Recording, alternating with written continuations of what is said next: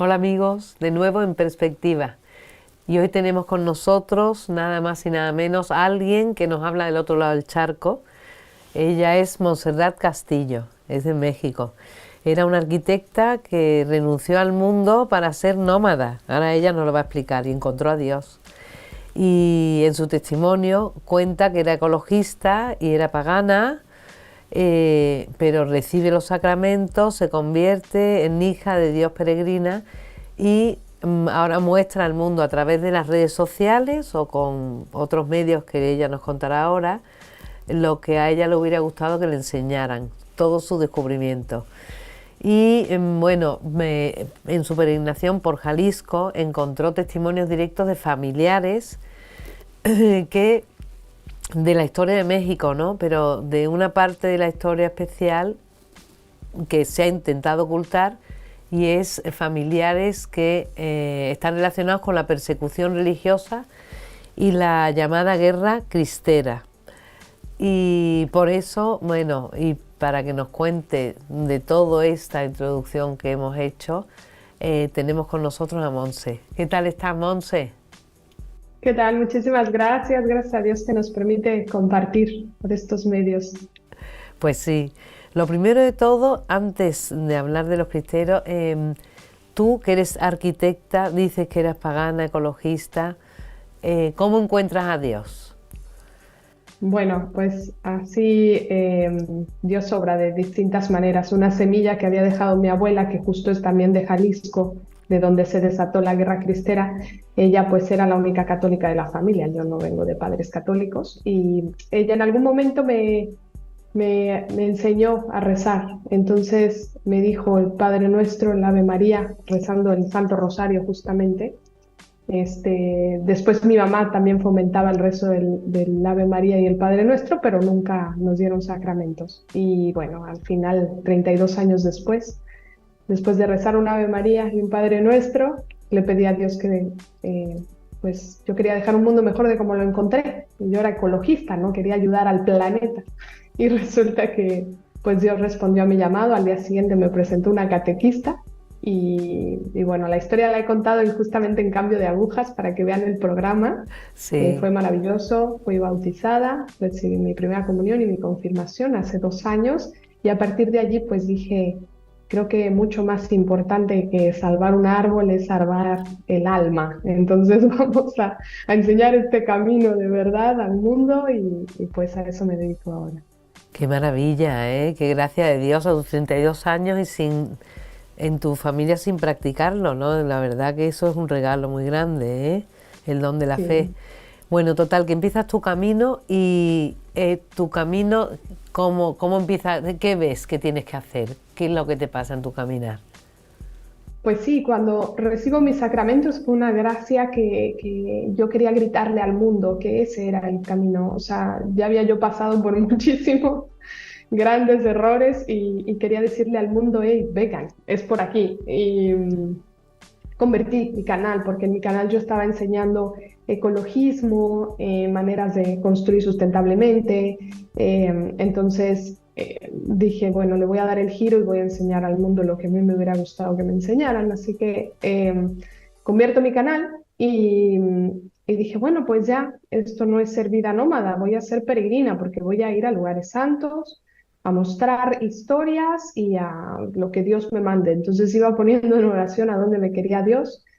Y primero, bueno, me mandaron una invitación para el Summorum Pontificum, que es un congreso que se realiza en Guadalajara. Justamente Summorum Pontificum es una carta que escribió el Papa Benedicto XVI para regresar pues a la liturgia tradicional, a la reverencia, al amor a Dios. Y bueno, fui allí a Guadalajara, justo había una ordenación sacerdotal presidida por el cardenal Burke. Yo pues estaba fascinada y en el marco de toda esta convención y la ordenación y todo, conocí gran cantidad de familias y era impresionante que en la cena donde me senté, la mayoría eran familiares de cristeros, mártires y me empezaron a contar las historias y yo estaba fascinada porque para mí fue algo nuevo, algo impresionante, ya que en México es una historia que ha sido oculta. ha sido callada. El gobierno prohibió que se difundiera, que se escribieran los libros oficiales y es algo que ha sido totalmente silenciado. Entonces, para mí fue algo fascinante, totalmente nuevo. Encontré el canal del padre Javier Olivera Rabasi, que se llama Que no te la cuenten, y él justamente escribió en su doctorado de tesis, su tesis de doctorado de historia, justamente sobre la contrarrevolución cristera, y es fascinante porque hace un resumen de todo lo sucedido, así que empiezo una investigación desde lo que aprendí allí y dije, bueno, voy a empezar a entrevistar iba a un lugar donde me entrevistaba un familiar de un cristero y luego ahí me decían, ve a tal lugar porque ahí martirizaron al padre Santo Toribio y luego vete a tal lugar que allí nació Anacleto González Flores y yo iba de lugar en lugar conforme me iban mandando e iba grabando todos los sitios. Claro, se me olvidó decir, yo iba en mi moto, entonces iba a todos esos lugares que me iban mandando en la moto a visitar y a tomar testimonio directamente. Entonces, en muchos sitios, incluso me encontré con los cronistas, los historiadores del lugar, algunos libros antiguos donde podía yo sacar algún resumen de la historia.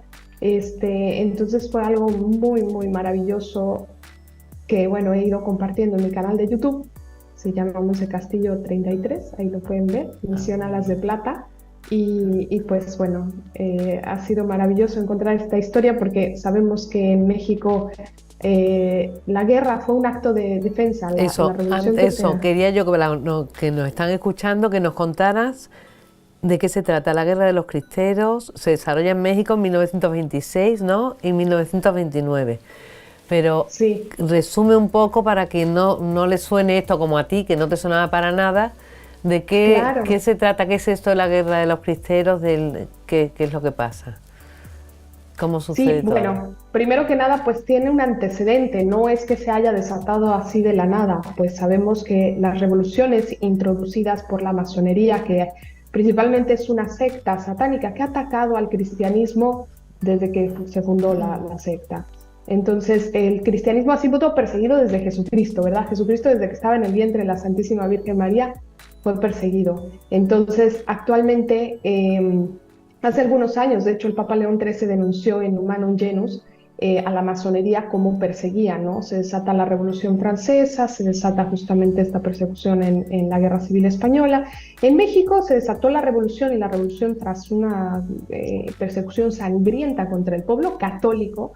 Mencionaban distintas, actualmente obviamente está la historia cambiada, como que ponen a los masones como los héroes y ponen a los cristianos como que fueron los revoltosos y los fanáticos, todo lo han transversado, lo han deformado de alguna manera, ¿no? Entonces, viene la persecución desde tiempo antes, ¿no? Las guerras, ya había habido guerras mucho más pequeñas, pero para la revolución, la contrarrevolución cristera, ya venía una persecución contra la iglesia porque se cambió la constitución, se cambiaron leyes que incluso van contra los derechos humanos, o sea, leyes totalmente absurdas. Empezaron a quitarle los bienes a la iglesia, orfanatos, hospitales, asilos. La iglesia actualmente ya no le pertenece a la iglesia propiamente, o sea, ahora todos los bienes de la iglesia fueron confiscados por el gobierno y comenzó una persecución. Para el momento en el que se desata la guerra de los cristeros, así llamada, porque era un término despótico, o sea, los federales les llamaban cristeros porque gritaban Viva Cristo Rey, gracias a que fue un edicto proclamado por el Papa Pío XI, que había una indulgencia plenaria a los que murieran gritando Viva Cristo Rey. Entonces, por el término de Viva Cristo Rey, les pusieron cristeros y lejos de ofenderse, se lo tomaron muy bien, dijeron, claro que si somos de Cristo, claro que somos cristeros. Entonces, bueno, se desata esta persecución porque comienza una ley. El presidente en ese momento era Plutarco Elías Calles, también masón. Entra una ley totalmente inhumana en la cual prohíbe el culto en público, o sea que la Santa Misa era prohibida, prohíbe a los sacerdotes, expulsa a todos los sacerdotes que eran extranjeros. Empieza a entrar una ley totalmente absurda, que los sacerdotes que oficiaran tenían que ser casados, no se podía salir a la calle con un crucifijo, el Santo Rosario era razón para la cual te arrestaran y te llevaran preso, incluso te podían fusilar. Una cantidad de leyes persecutorias totalmente inhumanas. Entonces, para esto, pues los católicos en México fueron agotando de a poco, agotando las maneras pacíficas, por así decirlo, no pacifistas, pacíficas, sino que fueron actuando de a poco los católicos en México para defender, porque decían, a ver, no puede ser que estén echando a los sacerdotes, que los estén exiliando, no puede ser que los estén prohibiendo, ya nos prohibieron el culto.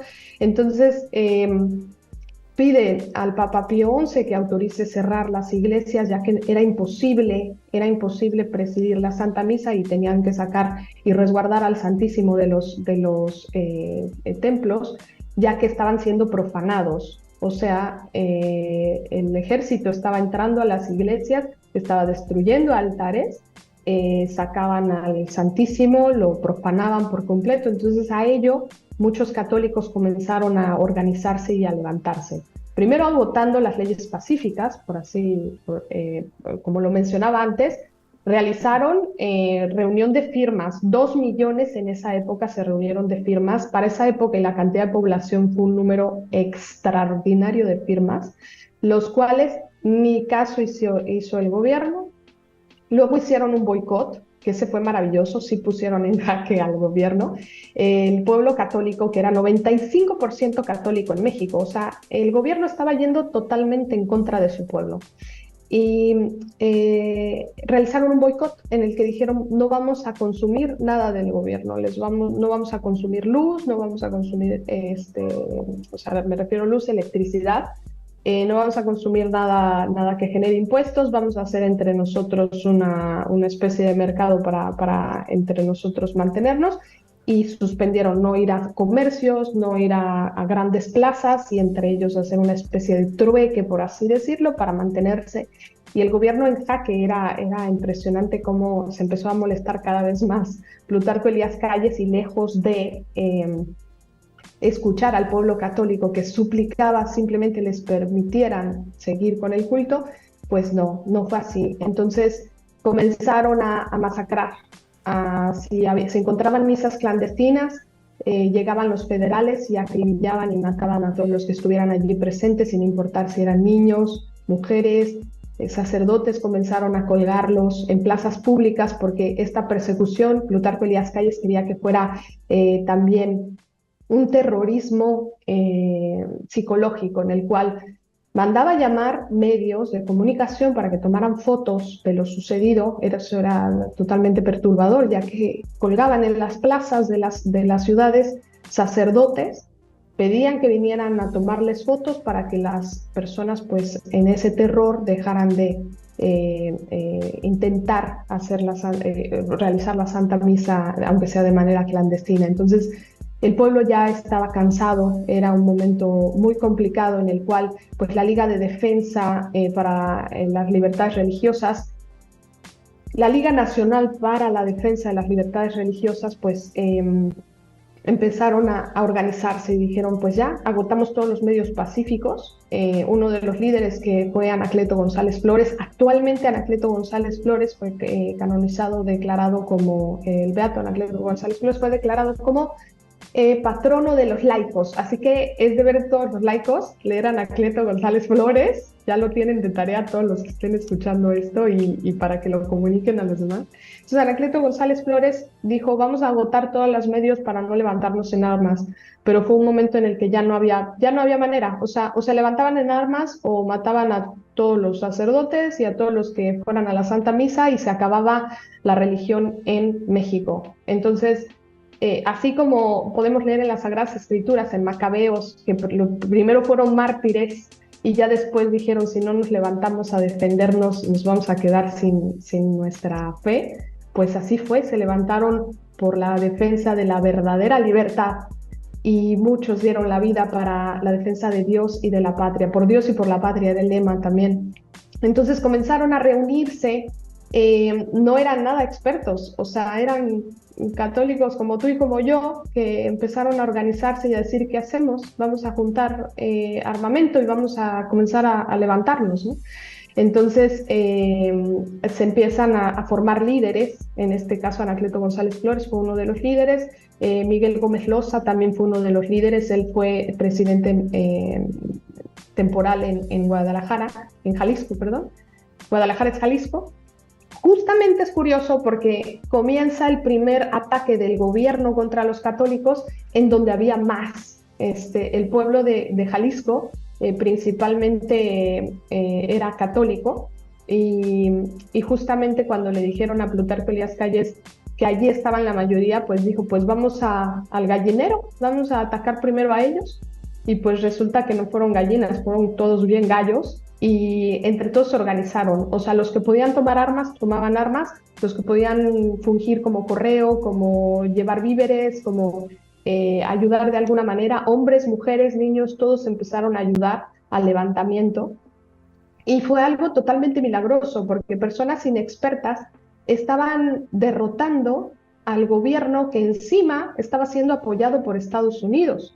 Estados Unidos comenzó a apoyar el gobierno de México a mandar armamento y a pesar de todo ello, militares ultra bien formados estaban siendo derrotados por campesinos. Entonces esto sí fue obra de Dios, sin duda, porque los números no mienten, estaban ganando los católicos. Pero bueno, como en todo, para no hacer el cuento muy largo, como en todo, pues existe la traición, así como Jesucristo fue traicionado, ¿verdad?, por Judas, pues también los cristeros fueron traicionados por un par de obispos que fueron a hablar con el Papa Pío XI y fueron a decirle que estaba haciendo una masacre, que estaba todo mal, cuando los cristeros estaban ganando. Entonces el Papa Pío XI pidió que se bajaran las armas. Y se bajaron las armas justo a punto de ganar, porque estaba como líder, la Liga de Defensa contrató a varios líderes del ejército cristero, y entre ellos pues estaban ya declarando que iban ganando, ¿no? De hecho, al ejército cristero se unió San José Sánchez del Río, un niño de 14 años, entre otros niños, son muchos los niños que intentaron unirse, pero por su edad, su corta edad, les decían, no te puedes unir, ¿no? Pero es curioso cómo este niño, un piadoso niño que vale la pena leer su historia, porque muchos se quedan con la historia que ven en las películas, y en las películas a veces les cambian, ¿no? Le cambian un poquito para meterle, no sé qué sazón, si ya es bastante extraordinaria la historia de estos santos, no necesita ningún cambio, al contrario, la verdadera historia supera a los guiones de las películas. Y San José Sánchez del Río fue maravilloso porque él se quiso enlistar como sus hermanos al ejército cristero y a pesar de que no le dejaron enlistarse, él fue a ayudar. O sea, no le permitió enlistarse los líderes de los cristeros porque le dijeron eres muy pequeño. Y él aún así dijo voy a ayudar, entonces empezó a ayudar con las caballerizas y todo, y en un momento en que fueron ¿cómo se dice?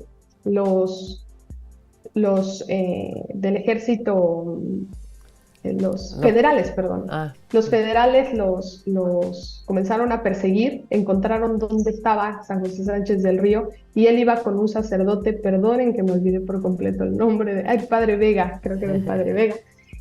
Entonces San José Sánchez del Río iba con su caballo y él tenía armas. San José Sánchez del Río en ese momento alcanzó a agarrar algunas armas, alcanzó al sacerdote porque hirieron al caballo del sacerdote, del Padre Vega, y San José Sánchez del Río le dijo, tome, vale más el alma de un sacerdote, llévese mi caballo. Y así fue como apresaron a San José Sánchez del Río en esta persecución y lo martirizaron. Bueno, tenemos un muy corto tiempo, entonces intento resumir todo, perdonen que quizá lo estoy haciendo así como muy resumido, pero es porque tenemos un corto tiempo, pero espero que con estas pequeñas historias yo los deje como con esa intriga y con deseosos de ir a lo que es la guerra de los cristeros y ver todos estos santos y beatos a los que dio luz esta guerra, ¿no? Sí, Entonces, sí, y sí. José Sánchez del Río muy chiquito, porque dice que tenía ¿cuántos años? Cuando le matan, cuando le martirizan, ¿qué edad tiene? 14 años, un niño valiente, es un niño que fue muy piadoso desde siempre. De hecho, su historia relata, es maravilloso porque él tenía tan claro que existe la vida eterna y que en este pasaje cortito que vivimos aquí, pues nos la estamos jugando, ¿verdad? Entonces fue maravilloso porque cuando martirizaron a Anacleto González Flores fue apresado en la casa de los hermanos Vargas, que eran también pertenecientes a la Liga de Defensa. Los hermanos Vargas, uno era, si mal no recuerdo, un doctor y tal, y estaban reunidos en su casa cuando llegan los federales, porque a veces pues eran traicionados, ¿no? A veces decían aquí está uno, aquí está el otro, y lamentablemente pues así como fueron algunos apresados, en este caso, Anacleto González Flores tenía la claridad de que morir mártir era una gracia.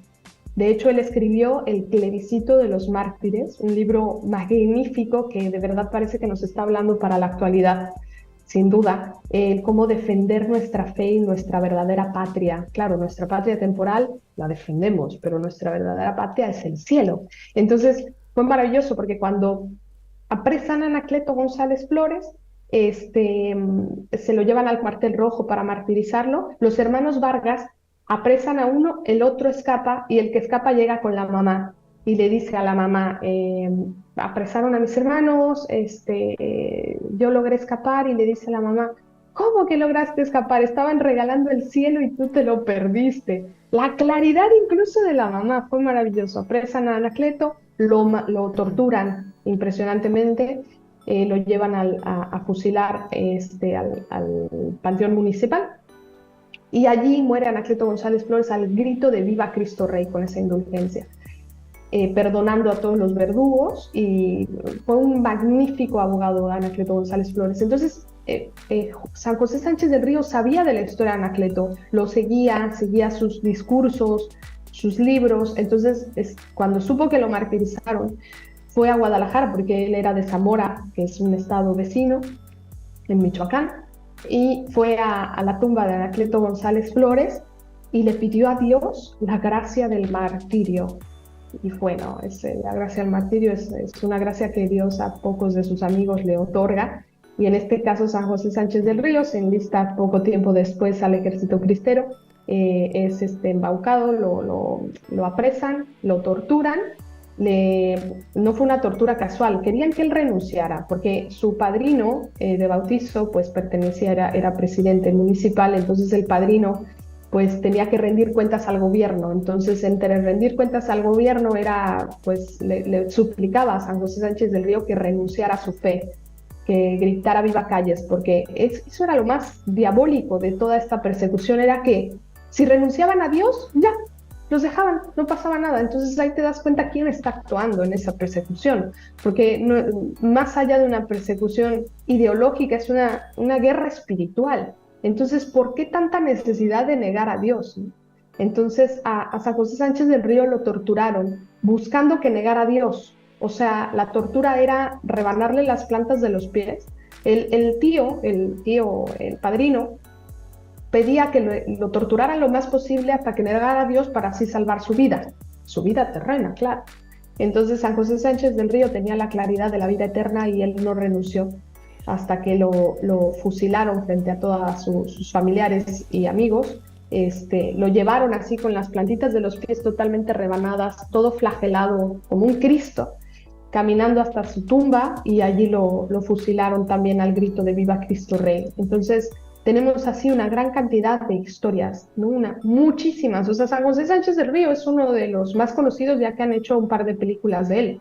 Pero tenemos muchísimos mártires y cristeros que han peleado por la defensa de la verdadera religión en nuestro país, y que son historias fascinantes que podemos encontrar solo en algunos libros, ¿verdad? No en todos. Entonces, los cristeros pues fueron ganando pequeñas pero múltiples batallas. Entonces, todo esto que yo les resumí de cómo se llevaron una especie de arreglos en los que se bajaron las armas, pues ahí no se terminó. Se bajaron las armas, pero solamente se permitió el culto público, no se le devolvieron los bienes a la iglesia, no se cambió la constitución. De hecho, se siguieron persiguiendo a todos los líderes cristeros y los siguieron matando. O sea, se supone que había entrado un pacto de paz, el cual no fue respetado por el gobierno, y habían hecho que los cristeros bajaran las armas, y lo que hicieron fue seguirlos persiguiendo y matando. Mataron a prácticamente la mayoría de los líderes, algunos otros lograron escapar, otros se levantaron en lo que se llama la Segunda Cristiada. A lo que eran familiares de cristeros les expropiaron sus propiedades, o sea, les robaron sus propiedades, les quitaron todo.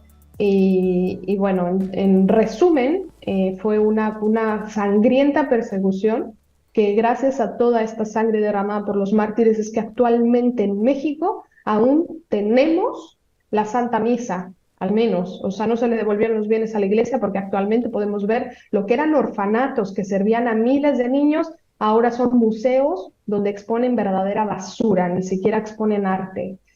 Podemos ver asilos de ancianos que ahora son oficinas de archivo para el gobierno. Entonces, lo que el gobierno vendía al mundo, la masonería que actualmente vende al mundo como que no, que vamos a darle a todos algo mejor, y esta falsedad de supuesta ayuda, pues no era ayuda, en realidad lo que hicieron fue robar. Y al pueblo católico pues no le devolvieron nada. El pueblo católico solamente, actualmente tenemos aún leyes persecutoras, que bendito sea Dios, no están activándolas, porque están activas, pero no las están activando.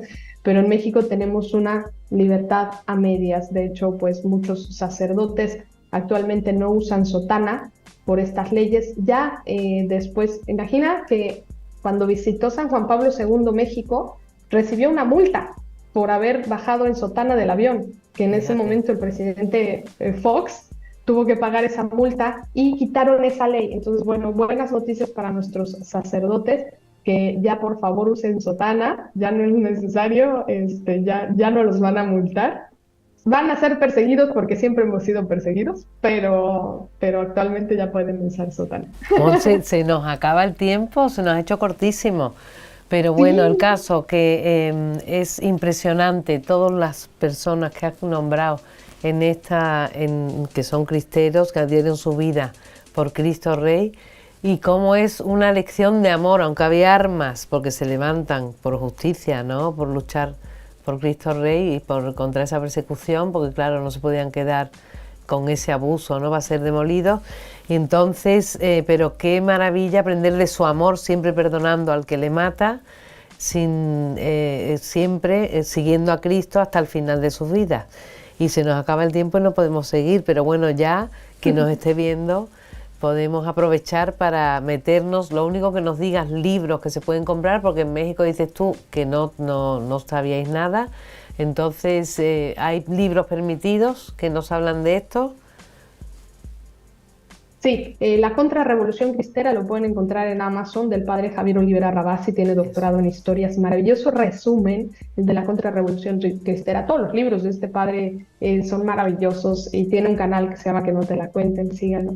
Y está otro libro que se llama justamente La Cristiada, de Jan Meyer. Es una investigación. De hecho, Jan Meyer fue quien vino a destapar esta historia. Es un francés que ha hecho una muy amplia investigación sobre la guerra cristera.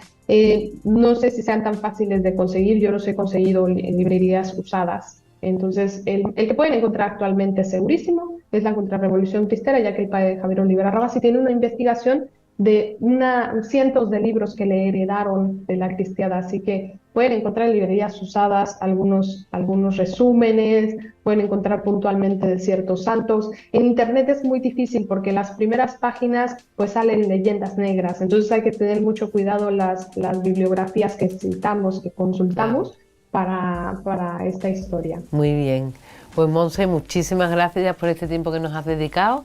Y nada, tenemos que meternos para informarnos e intentar buscar libros para enterarnos de esta realidad que existió en México, que se ha intentado acallar, pero que es un hecho.